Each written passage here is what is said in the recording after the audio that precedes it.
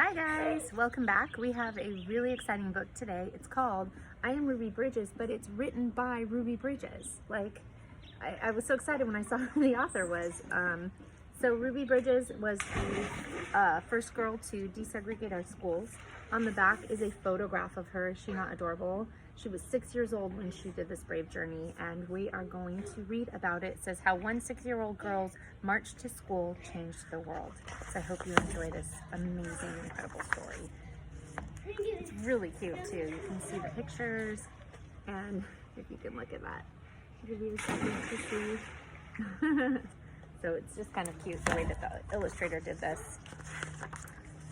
All right, so here we go. I am Ruby Bridges. When I grow up, my work will be precious. I will be a bridge. I will bridge the gap between black and white, and hopefully between all people. I suppose some things in life are just meant to be. So isn't that cool how the fingers are like a bridge? Such a cool book. So, picture. Unraveling her sweater. 1960. Before I started school, I wasn't thinking about who I would be when I grow up. What I was thinking about was how much I didn't even like my name. I thought Ruby was a name for little old ladies. It was much too old for someone my age. After all, I was only just turning 6.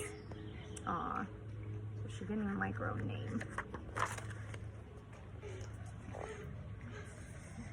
I'm told my grandmother chose this name Ruby for me. Well, that explains it.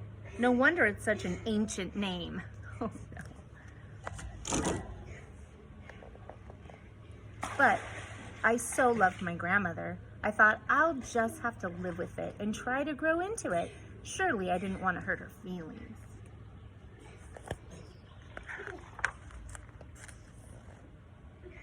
So there I was, almost 6, born in 1954. I'm told that was a very important year because of the landmark case, Brown versus Board of Education. That was when the court banned segregation in schools. But all I knew then was my old name was Ruby Bridges. Oh boy, what's next? What a way to start school.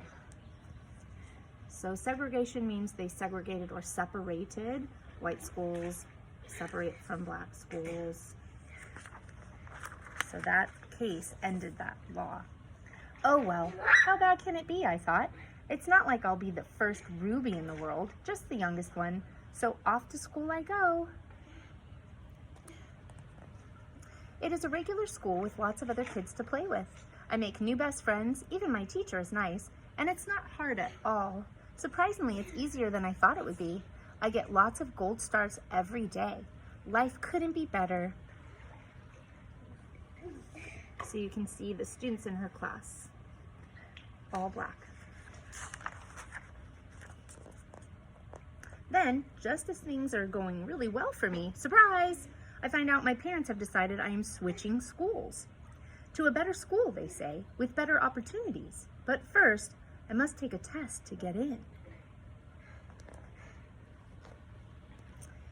What are opportunities anyway, I thought. And why do I need them, especially if a test comes with them? But then I thought, I'm already getting gold stars, so how hard can it be? Besides, there is no turning back now. It's what my parents want for me.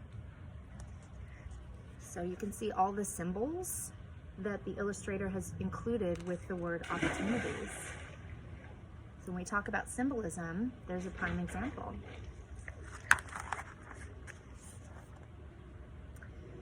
And guess what? Another gold star. I passed the test. Can you believe it? How lucky can an almost 6-year-old be with an old name like Ruby?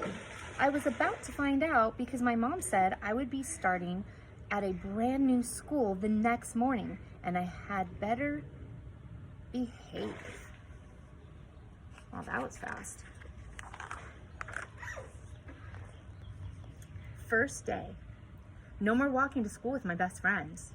There are 4 very tall men at the door to drive me to school, and they're white men. Who in the world are they? And who told them I needed a ride to school anyway? Federal marshals, they tell me, sent by the President of the United States. So just imagine being 6 years old and this is your experience starting a new school, your first day. Federal marshals sent just for me? Wow, that must have been a very special test that I passed because they said I'm the first. The first what? I thought. I didn't find out what being the first really meant until the day I arrived at this new school.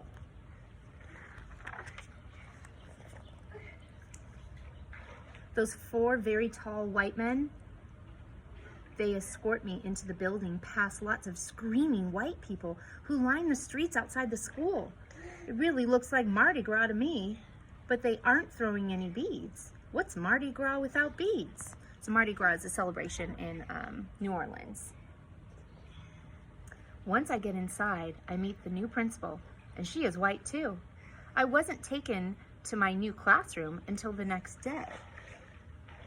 Notice the teacher's expression. Is that the look that you want on your teacher's face your first day of school?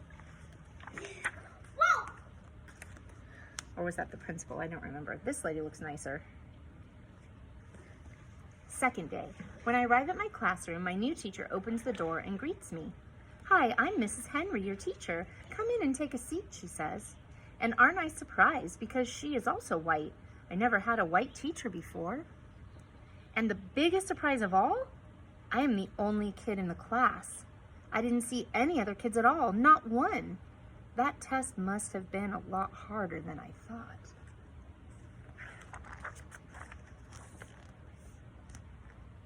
Why am I the only kid in my class?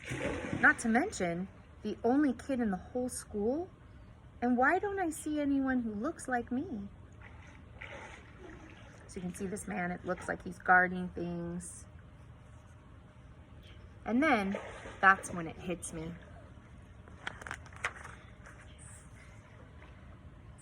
I am not just the only kid, I'm the only black person here.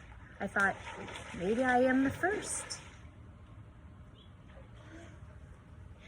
The first black kid in this school, so that's what they meant about me being the first.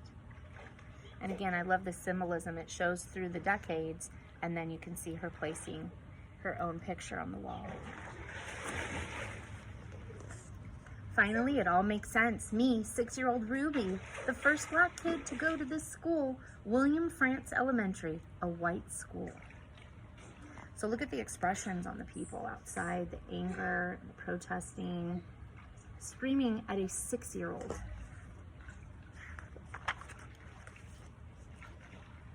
When I asked my mom, she said yes, it was an all-white school until the laws changed when Brown versus Board of Education won their case in the Supreme Court. Now all black kids can go to any school they like alongside white kids. I, Ruby, being the first, helped to make that possible. And that's a good thing for black kids, for white kids too, for all kids once they finally get here. So it's a really, again, beautiful symbolism. So she was the first, and they're showing, then there would be the second, and the third, the fourth, the fifth, and the sixth, and it opens doors for everyone else. I just want to know one thing. When are they coming? Because I know they are just like me. Who cares what colors we are? I'm just happy Brown versus Board made it right. School is just school, and kids are just kids. I'm sure they'll all show up soon enough. I can't wait. So you can see this is what she was currently thinking about what would happen in the future. All different colored children in the same classroom together. She's waiting for that moment. I guess being 6 with an old name like Ruby isn't so bad after all. I suppose some things in life are meant to be. I am Ruby Bridges, the first. And again, she's on that bridge, another piece of symbolism. She's not literally talking about a bridge. She's talking about, you know, bridging the gap, creating that connection. Very cool book, and it has a glossary. It has an author's note, so you can see what the Ruby Bridges was thinking when she was writing this. Something from the illustrator, who again did such a beautiful job. And then some really cool words at the back. What things that she said to herself, and little drawings. Again, symbolism.